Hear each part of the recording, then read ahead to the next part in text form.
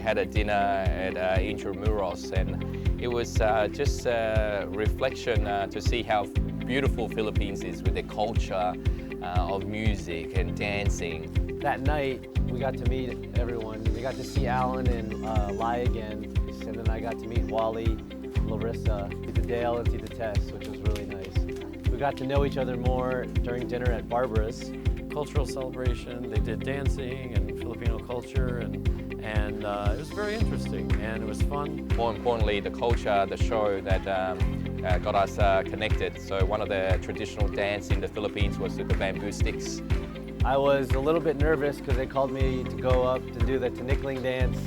Daniel in our party, they did a dance and he was the best dancer of all of us, so that was fun too. And it was just a lot of fun.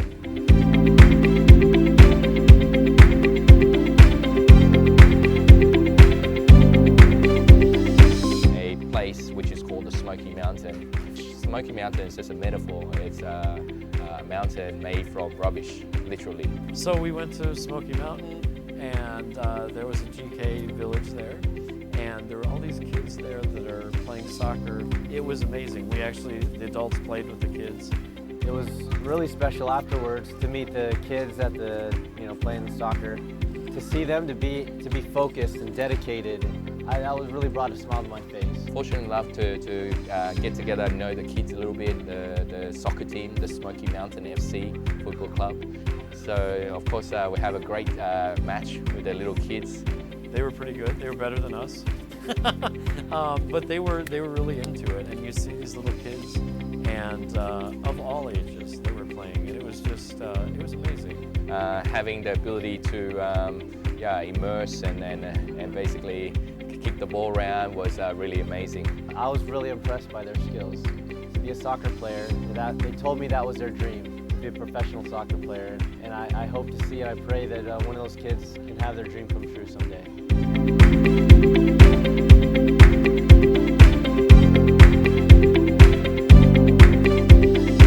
Orthopedic Hospital was again very exciting, but amazed in terms of how brave these kids were. And they were, even the kids, happy and smiling, where they had, stuff in their bones, and they're still happy, smiling. And when Jollibee showed up, it's kind of a whole nother level for them. It was fun to watch the Jollibee mascot came, and the kids were, it just lit them up. Your national mascot, Jollibee, just creates wonders. He was really glad that Jollibee had me dance. And there was one little girl in particular that was obviously in a lot of pain, and she was crying because of the pain, and when the Jollibee showed up, she, just for even like 2 minutes, she almost forgot that she was hurting. We had this little girl that had an operation recently, but with the essence of Jollibee, it just melted the pain away. Our good friend, the Jollibee, when he came out, he was able to bring a smile to her face, and she forgot that she was in pain. It was really special to me to see her wipe the sadness and the tears away and start smiling. It was inspiring to me to know that anyone can really find that joy inside themselves. Next, we headed an hour up to the north in an orphanage. At the orphanage, it was just the presence of being there. It wasn't that we did this thing and they were happy. They were happy, like literally, that we just even came. And that was really touching. The sense of community, how can we ask them to share their story so we can connect? Because people don't care how much you know until they know how much you care about them. So it was an eye-opener. Just to spend time with someone who they can talk to, show their drawings to, dance with. Just a little bit of effort, or a little bit of the right resources could totally transform some of these things.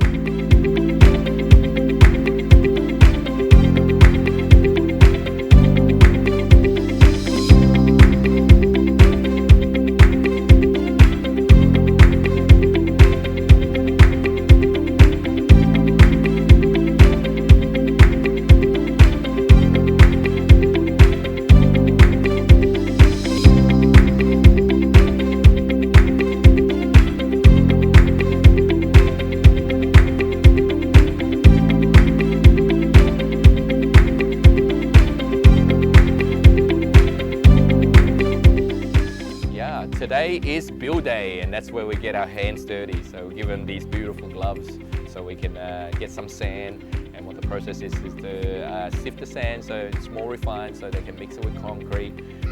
And then amazing how Filipinos can utilize wood and natural resources and make their tools. So yeah, we got to mix a bit of concrete today, helping to put the bricks on. And at first it seems hard, but seeing everyone work together, I think at the end it's actually worth it, especially after seeing all the other villages as well. I just want to be a part of it. Yeah. And they took us around this morning to different villages, and it's just really humble to see how everyone lives and how inviting they are. Also, here at the site, I've really noticed that most people are jumping in, especially the kids. At least it seems to me like that's a good learning experience for them.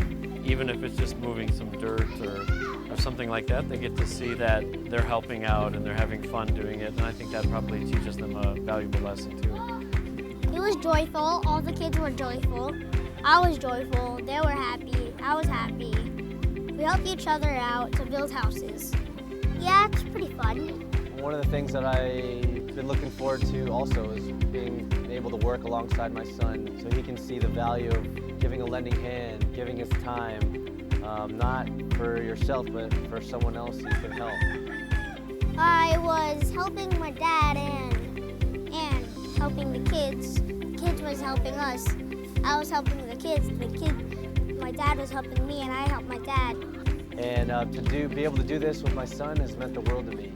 My prayer is that this mission only continues to grow, that more and more people are lifted up by this mission. So we had a really cool day on the last day of the build where a veterinarian came, a couple of veterinarians and a couple of assistants came, and initially we had the community sign up, and we only had 7 people sign up to bring their dogs. And then when the veterinarians came and the community saw that it was actually real, they were all kind of out there, the community together, we ended up having 48 dogs looked at and vaccinated. So I guess that was the first time that that's ever happened. Super interesting, little experience that, the community had that time together. And I absolutely love dogs. I was able to give a little extra piece of me, to the village and really thank them for, their spirit and loving on me the whole time. Yeah, after the build, we went to Sagada. Sagada did not disappoint. So lots of really cool natural wonders there. We went kind of crawling down into the depths of a cave, no shoes, and creeping down the rocks and into the water. So we went in a cave on the first day, the Sagada Cave, and that was amazing. We had great tour guides. Sagada, wow, amazing experience, highlighting one of the beauties of the Philippines. And then the next day we went on quite a long walk up to some natural waterfalls and went into the waterfalls, went swimming, sliding down the rocks. That was a magic experience climbing up to the waterfall. We got to soak in the cold, chilling ice waterfall, which was an amazing experience and one that I'll treasure forever.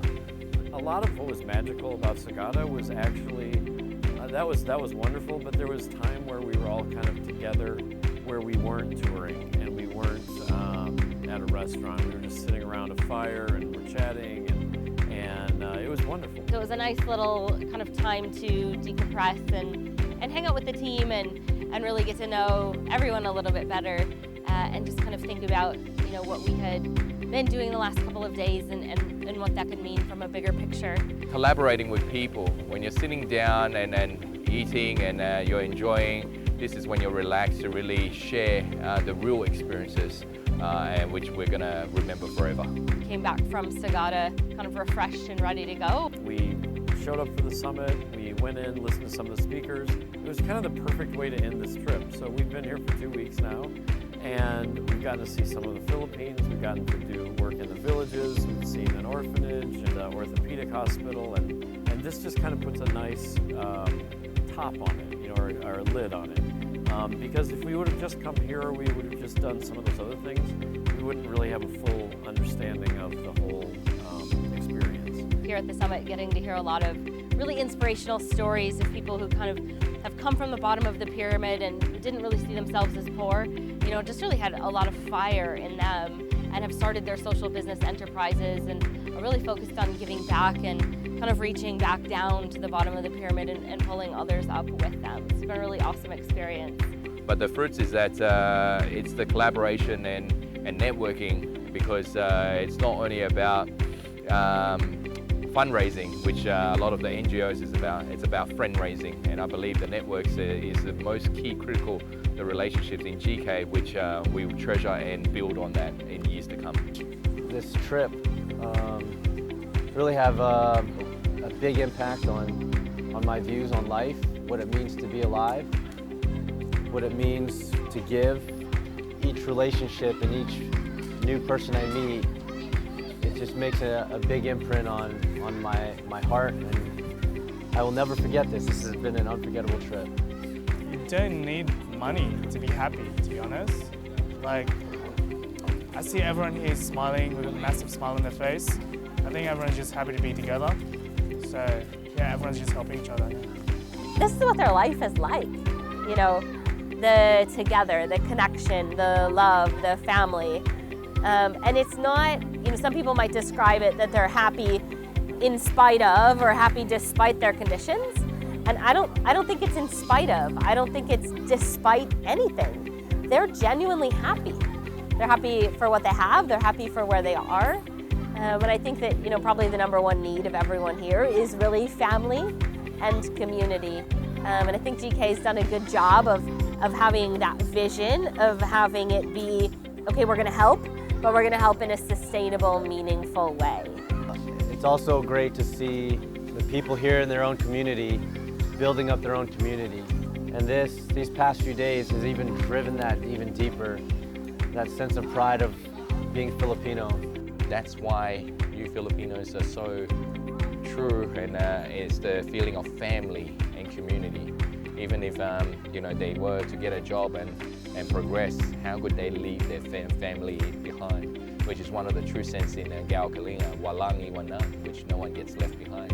We want to do that not only just for us, but we want to pass it on to the next generation again and again and again and again. So all the Filipinos in poverty, that, you know, they get touched, right, with your, you know, warmth, your sense of community, family, love, right, caring and sharing and hearing these stories. So I'd absolutely highly recommend that anyone come on this. I definitely, this will not be my last time in the Philippines. It's been a really cool experience, and all of the people here will really live in my heart forever.